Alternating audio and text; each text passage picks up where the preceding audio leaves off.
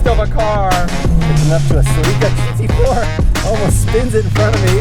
Ugh, what happened?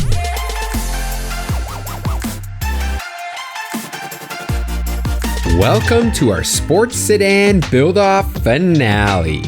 We both bought two very different cars, one cheap, the other not so much. And the Honda got a ton of mods where the M3 was kept very tame. There's a full build series on both of these cars, so if you haven't watched that, go do so. But now it's time to unleash these beasts onto the track and finally crown a winner. We've made it! We are here at Toronto Motorsports Park, and it's a bit of a busier day than we expected. It is actually the Monday after the LZ World Tour. Yeah. So the place is a little, beat Trashed. up, Yes. beat up and worn Yeah. from what was an epic event. We don't know how the track's gonna be, but we're gonna find out. It looks dirty. It does look dirty. It does look dirty. But that's just racer excuses. Our laps probably won't be as fast as they could be under better conditions, but that's okay. It is what it is. Same conditions for both cars. Exactly. And really all we're here to find out is which car's faster around I know, and man. which car's more fun to drive too, I will add. Oh, okay, Since, okay. I'm banking on the whole 3-pedal thing, scoring some points. I don't know, it's viewers. pretty fun to drive this one. I the more I drive it, the more I enjoy that DCT DP. Yeah, you're getting lazy and old, that's all. Wow, or I'm just wise and old now, I think that may be the thing, so. Well, I do have a big weight advantage on your car. Yes. We did a bit of math, and I think I'm about 600 to 700 pounds lighter than your car. Yeah. Which is not insignificant. Yeah. I made less power, so everything is my disadvantage in that sense. But DCT, rear-wheel drive, more tire. So and a younger, better driver. Oh, okay, I'll take that. I think this is going to be way closer than we thought. I have no idea what the outcome will be here. Yeah. It's all for the taking in that sense. So yeah, it is. We're not going to break any track records, but somebody's going to win this thing. Okay guys, the plan here is we're not just going to do a kamikaze 3-lap wonder. Our plan is to go out and run one session, so about 3 laps, and see if we can set a good lap time and then come back and regroup and then try to set another lap time in another session and see who can go faster and figure it out from there. So that's kind of our plan of attack here, because we felt it would be better to do that rather than just a one run 3-lap wonder. It's going to take us time to learn the track. It's been a while since we've been here, guys. Like it's been a very, very long time. So it's going to be interesting. Oh man, I forgot this car is going to take a lot more to slow down. This is a beast of a car. It's heavier than I expected. I could feel it mass, but man, the DCT, it's just so nice. You can really focus on driving this car. It's a little tight through here. I don't want to go down to second there. You feel like you want to, but I think the right key is to stay on it. Down here, I think we can go to second. It's a pretty tight one, overshot it. Man, this is gonna be a sloppy lap. And I might hit traffic again. Oh, there we go. You gotta be easy on the throttle, guys. I gotta reel it in here a little bit and understand that maybe what I should be doing is driving this car a little less hard. See, I scrubbed a bunch of speed there, I felt. Oh, the shifts are good though. Catching this Camaro quick. Let's see if I can chuck it into the corner this time. Held well. Oh. I really regret not putting a seat into this car, guys. Man, even with these bolsters, which I have set up to be their most, stiffest setting, it still is a car that I can feel I'm sliding around way too much on. So it would be great to have the extra bolstering. Oh man, oh man, oh man, there go the brakes already. Wow. Jeez, that's not good. See, this track is an absolute killer on your brakes, and this car is certainly under braked, so it's not ideal, guys. But what a machine, holy smokes. Woof, feels great. Now I'm gonna go way earlier on the brakes here than I should, and that is because I am starting, as I said, to feel them fade out. And we do not want a situation where I am flying off course because there's no brake left here.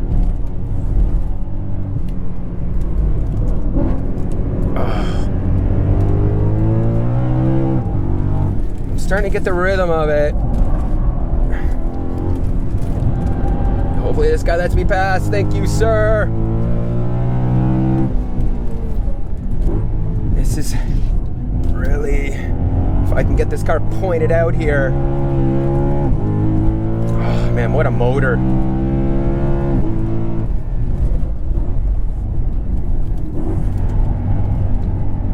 Oh, what happened there? I felt like, uh-oh, we just spun.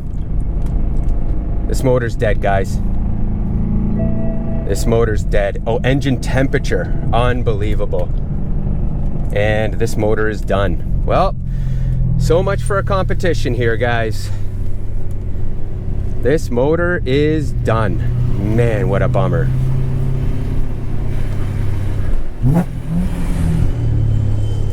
That is it. That is it. The BMW curse strikes. Ugh, what happened? So I don't know what exactly has happened, but this certainly sounds like light rod knock. I had an temperature warning that the car engine got too hot, and what sounded like rod knock, which I don't know what to tell you guys. It's super devastating because this car has been so good.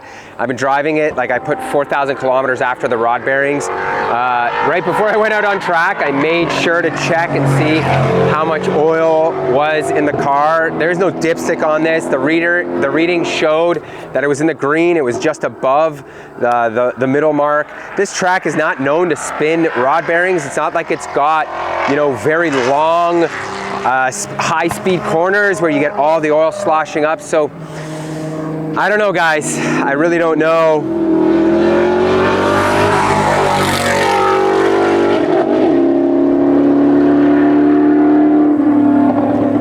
It's super devastating. Again, I'm like destroyed because I had such high hopes for this car, and you know, I thought this was going to set a very good lap time.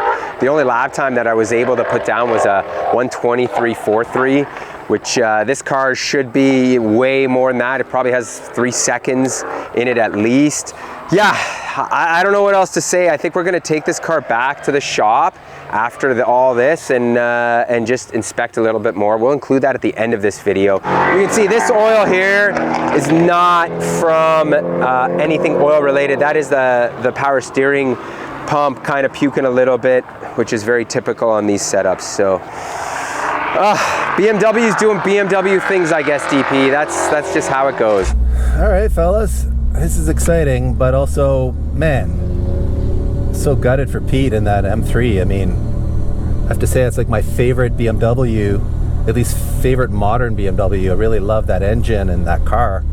It's just such a compelling package. So to have that happen is just such a bummer. I mean, we were gonna have a fun day here, good track battle, really interesting to see which of these two cars is gonna be quicker because they're so different. in terms of where they started and where they are now. So very sorry guys, but sometimes the racing gods are cruel, but we're still going to give you a lap time in the Civic here, and hopefully I don't do any harm to this beautiful car, because man, it is very nice. We did in fact make it too nice, which is a problem we've had lately, but anyway, I'm just going to put a little bit of heat in the car here. A little heat in the tires, a little heat in my body. I'm not feeling great today. I've got a bit of a flu, which also takes a bit of joy out of this whole deal, but anyway guys, I'm going to try not to be too much of a bummer here. And man, these Hawk pads have some bite, as do these K-Tune big brakes. Wow, car feels really good. Just sort of tiptoeing around here. I'm going to have to really spend some time figuring out the gearing, because this car has so much more power than I'm accustomed to in a, you know, naturally aspirated 8th gen Civic Si.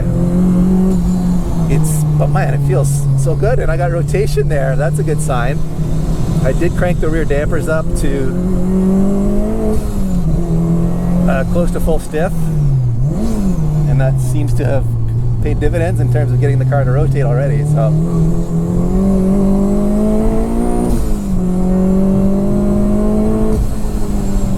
man, supercharged K motor, so good.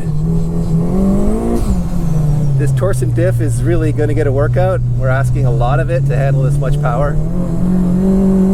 If this car was to get developed further as a, you know, a real track monster, I think we would want to put a clutch type LSD in here, maybe a 1.5 way, you know, CAS or something along those lines.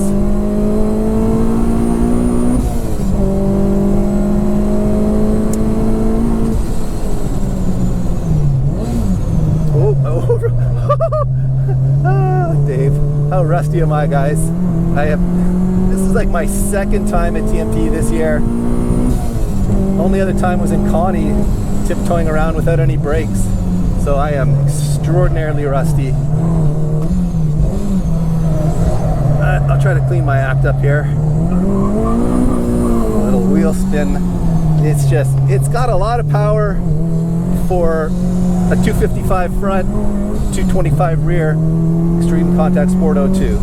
You know, again, if we were going full track car on this, we would have gone with the Extreme Contact Force 200 treadwear tires, but we wanted to keep it, you know, more relatable, more of a street car that you could take to the track and enjoy, rather than it being a full-on time attack car. And it feels good, guys. It feels really good.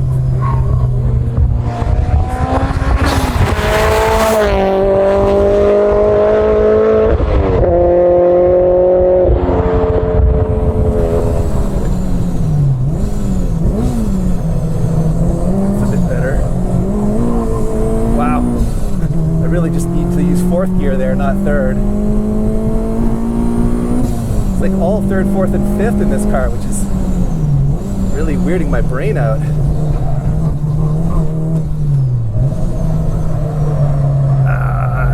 Overcooked that a little bit. You really have to feather the throttle.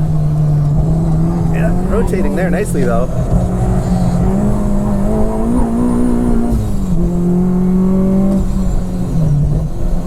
Up to a Celica GT4, almost spins it in front of me. And now I'm getting the wave by. Cool car though, wow. There's a lot of cars here today that are not your typical like Monday lappers. We've got an AMGT GT4 replica and NASCAR type things and all kinds of weird stuff here, but I just have to just ease onto the throttle there.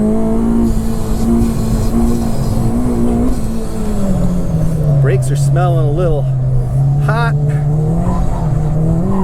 It's picking up some understeer on the front straight there. I think I'm just overheating the tires at this point.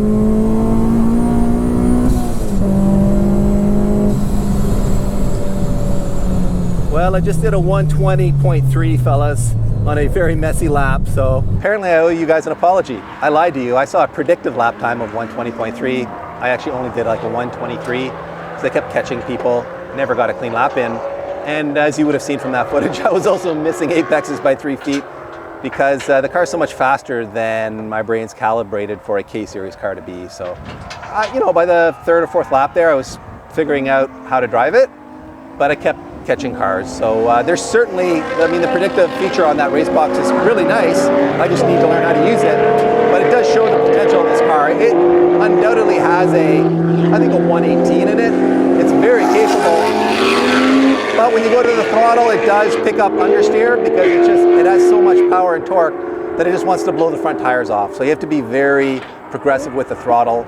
The limited slip being a Torsen doesn't really feel like it's doing a whole lot. I think it's frankly just getting overpowered by this setup. So in this scenario, now it's just your turn to be able to go out lap more and improve your lap time. That's the beauty of having a running vehicle where I'm stuck with what I have and that's kind of that, so. Yeah, I mean, the Hondas are not unbreakable, but they are certainly very reliable. When you blow the motor up, it's a fifth of the cost of what Pete's gonna be going through. Oh man, I got f***ing ABS iced out there. And now they're fine. What the hell, man?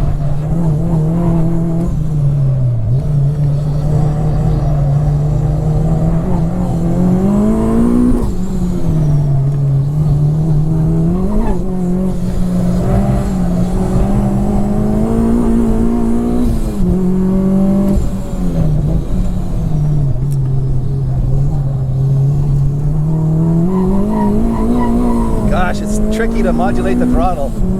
It's just so traction limited.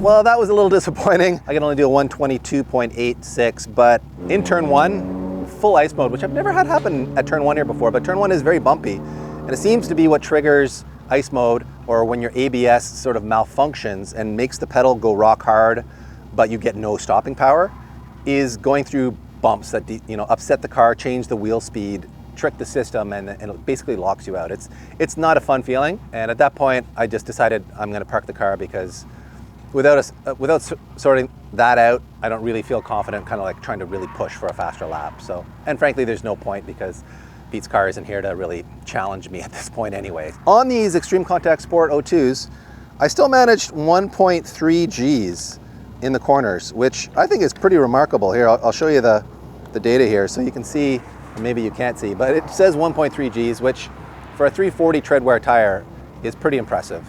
And I was reaching a top speed of 109 miles per hour on the front straight. It's probably 180K or something like that. The car's quick in a straight line. And it feels great in the corners. The Annex clip spec coilovers are working really well. As you saw in the video, the car's rotating nicely in the tighter sections. It's really just all about managing wheel spin with how much power it has. So we'll in the future, I hope we get this car back out to the track and we can show you some development on it. But first, we got to take care of this thing and figure out what's wrong with it. So what do you say we head back to the shop, Pete, and drain the oil? It is the next day here, and I am still at a bit of a disbelief as to what exactly happened.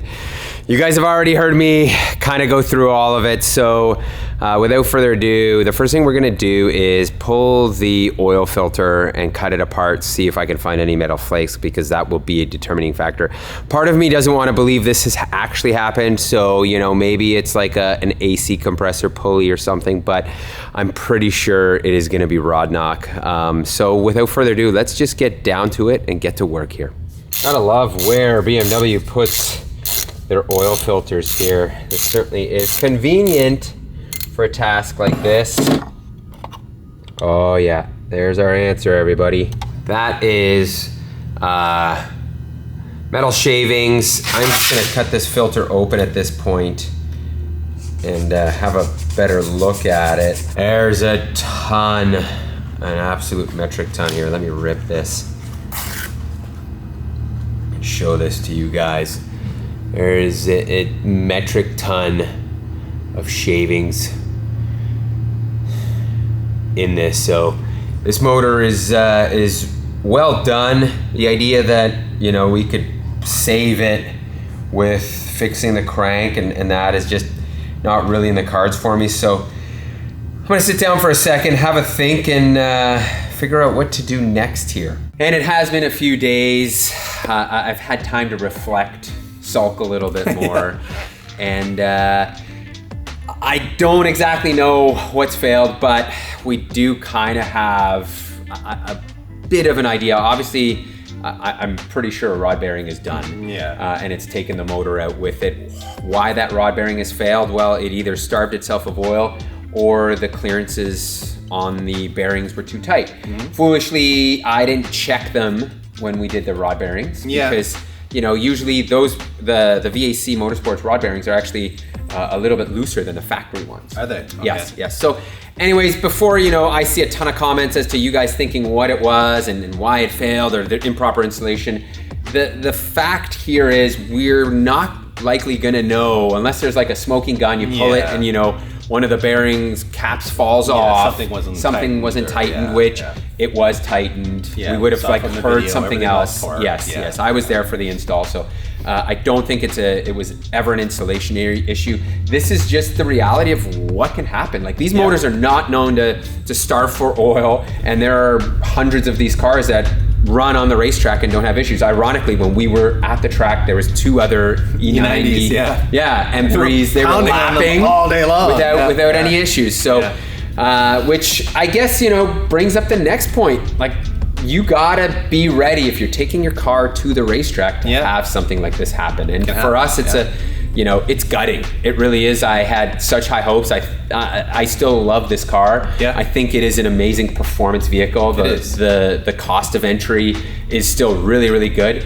But the reality is it comes with a tax. You buy a car like this and you want to take it to the track, you better be ready to, you know, have something like this, which could be a 1 in 1,000, you know, possibility of this happening, but it can happen. Like it's happened to me now, and it's going to be an expensive fix. And you took all the precautions that people would take. So and that's not a racetrack that's particularly hard on bearings. It doesn't have long corners with sustained G-forces. So very strange failure. This is a double sump. You know, there's 2 oil pumps on this car. Like this car is built to lap the Nürburgring. So, but it is a $10,000-ish engine to replace, probably. The engine's gonna have to be replaced. There's gonna be a bunch of parts, like an oil cooler, you know, there's fluids that are expensive, like the DCT. It's gonna be expensive. Where if we had to pop the motor in this car, it would be a $1,200 repair. Or, you know, and you can just go and buy one of those engines anywhere. Like finding that engine is probably gonna be difficult, let alone. I've already had a look. It's gonna be tricky, so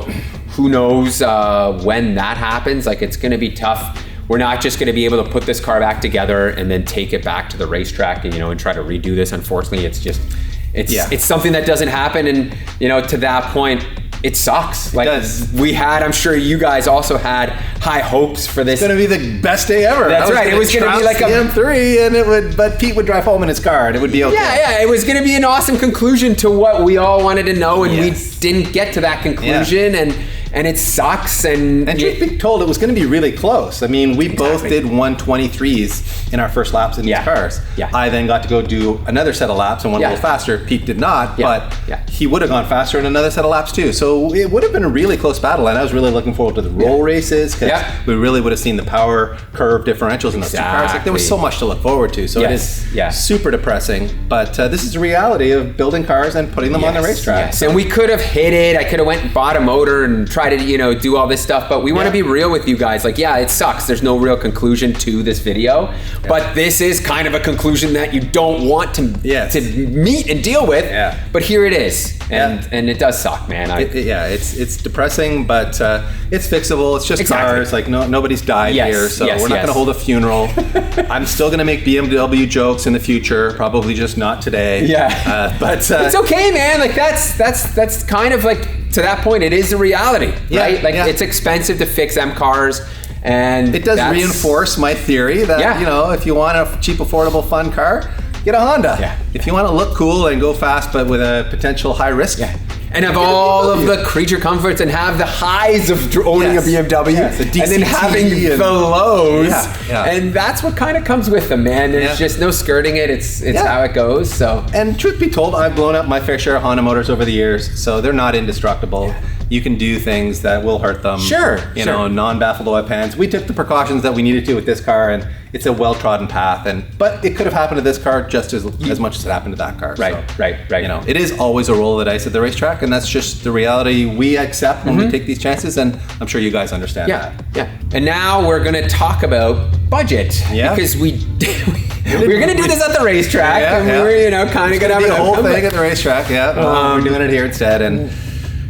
I mean, the cost is a tricky one, isn't it? You never really know your build costs on a long-term project if you're doing it in your garage at home. And then if you add the bills up at the end, you're probably shocked by the number you get to. Yes. And frankly, I'm a little shocked how much the price crept on this build. It did work out to be, I would say, about $3,000 more than we had anticipated. Yeah. We kind of had in our minds around a $30,000 number.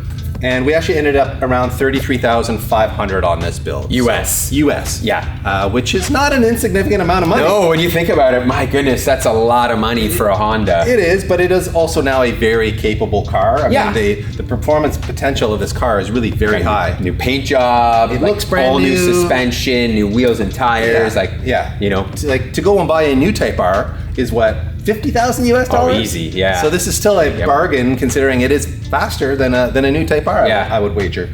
At least if you optimize it a little bit more. But on lap times, I think right now it's as fast as a new Type R, and the ceiling is really high with this car. And you know, we could have scrimped and saved a bit by not painting the whole car. You know, we could have, budgeted a little bit more. But that's a reality of what happens with, building a car. There is this creep. There's always creep. And I think that just goes to prove, like, you start off, you think about, I'm going to spend this and this, and you always go over. Right? So, and your build being so much simpler. Yeah, I kind of did the opposite, right? The whole logic was spend all the money up front and then come in with a little amount of mods. Right. So, and you really restrained yourself more than traditionally. Pete blows the budget, and I kind of do the budget, the cheaper build, and this one. And I really wanted to do that. I wanted to show that this car does need very, very little. Mm-hmm. And the few laps that I got on track, it felt like it was going to be really good. I did find the suspension was a little soft still. Mm-hmm. So a proper set of maybe shocks would have helped that.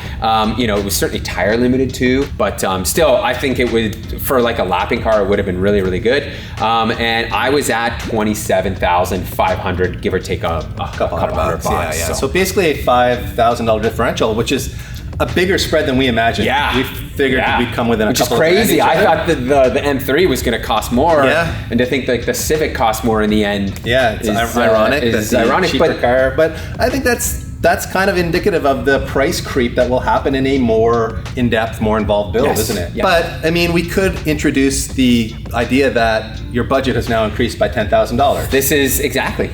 Yeah. So, in the end, maybe this was still the cheaper car in a sense. Yeah. I do think it's a very unusual failure. Like we've talked about, like these motors are not known to have this problem. Exactly. So, I don't want to disparage that car in the way I might traditionally disparage BMWs, because I really do think it's the best M car that I've ever driven. I love it.